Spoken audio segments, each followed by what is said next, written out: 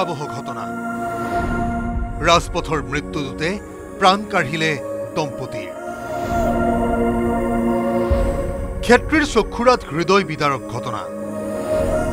জীয়ৰীক বিদ্যালয়ত থোৱাৰ সৌভাগ্য নহল দুৰ্ভগীয়া দম্পতীৰ বুধবাৰৰ পুৱাটো যেন জমদূতৰ বাবে আহিল এটা পৰিয়াললৈ ক্ষেত্ৰীৰ চক্ষুৰাত পুৱা প্ৰায় 6 বজাত সংঘটিত হল হৃদয় বিদাৰক ঘটনা ভাঙি চুৰমাৰ হৈ পৰা এই গাড়ীখনতে আছিল এটা পৰিয়াল পিতৃ মাতৃৰ সৈতে ককাকৰ ঘৰৰ পৰা উভতি আহিছিল এগৰাকী 7 বছৰীয়া কণমানি ৰাতিপুৱা 3:30 মান বজাত পাটি দৰঙৰ পৰা ৰহালৈ যাত্ৰা কৰিলে ইফালে ছোৱালীৰ স্কুল আছে তেতিয়া ক্ষেত্ৰত বৰষুণ ৰাস্তাৰ ঠায়ে ঠায়ে পানীয়ে ডুঙা বান্ধি সৃষ্টি কৰিলে কৃত্ৰিম বান পানীত একো অনুমান কৰিব নোৱাৰি তীব্ৰ গতিত থকা বাহনখনে নিয়ন্ত্ৰণ হেৰুৱাই খুন্দা মাৰিলে ডিভাইডাৰৰ মাজত থকা এডাল গছত চকুৰ সন্মুখতে জন্মদাতাৰ মৃত্যু দেখাৰ লগতে গুৰুতৰভাৱে আহত হল কণমানি কৃপালিনী গাৰ্গ দুজন ডেথ গাড়ীৰ ভিতৰতে এজন আমি বাচ্চা পাইছোঁ প্ৰায় 6-7 বছৰীয়া তেওঁক আমি লগে লগে সোণাপুৰ মেডিকেললৈ এতিয়া ওলাব পৰা নাই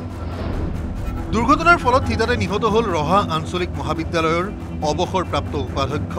গজেন্দ্ৰ মোহন দেৱশৰ্মা আৰু পত্নী অৰ্চনা দেৱী গাড়ীৰ ভিতৰত আবদ্ধ মৃতদেহ উলিয়াবলৈ লাগিল কেইবাটাও ঘণ্টা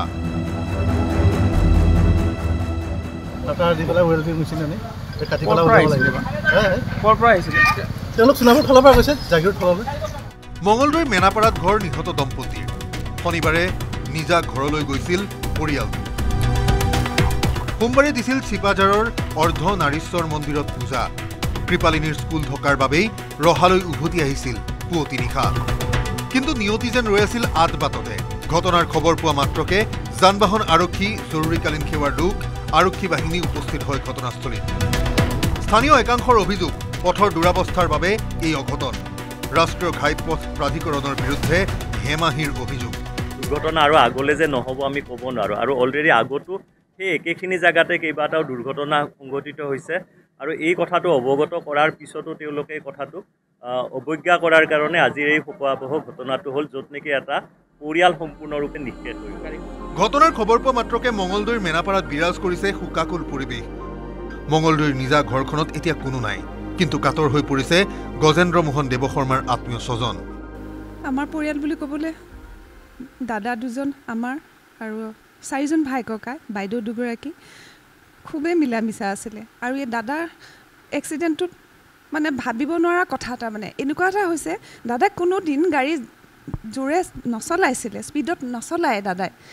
ইতিমধ্যে ঘটনা সন্দৰ্ভত আৰক্ষীয়ে আৰম্ভ কৰিছে তদন্ত স্থানীয় লোকে তোলা অভিযোগৰ প্ৰতিও গুৰুত্ব দিছে প্ৰশাসনে হাস্পতালৰ বিচনাত সংকটজনক অৱস্থাত যুঁজি আছে কণমানি কৃপালিনীয়ে ৰাষ্ট্ৰীয় ঘাইপথ নিৰ্মাণৰ বিসংগতিৰ বাবেই ঠায়ে ঠায়ে জমা হোৱা পানীয়ে এতিয়া জনতালৈ কঢ়িয়াইছে মৃত্যু এই ক্ষেত্ৰত বিভাগীয় কৰ্তৃপক্ষই কি ব্যৱস্থা গ্ৰহণ কৰে সেয়া হ'ব লক্ষণীয়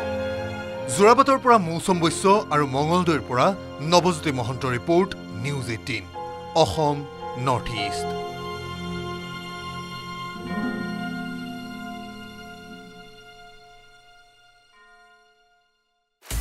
আপুনি বিচৰা বাতৰি পাব কেৱল নিউজ 18 এপত নিউজ 18 এপ ডাউনলোড কৰিবলৈ স্ক্যান কৰক এই QR কোড গুগল প্লে ষ্টৰতো পাব এই নিউজ 18 এপ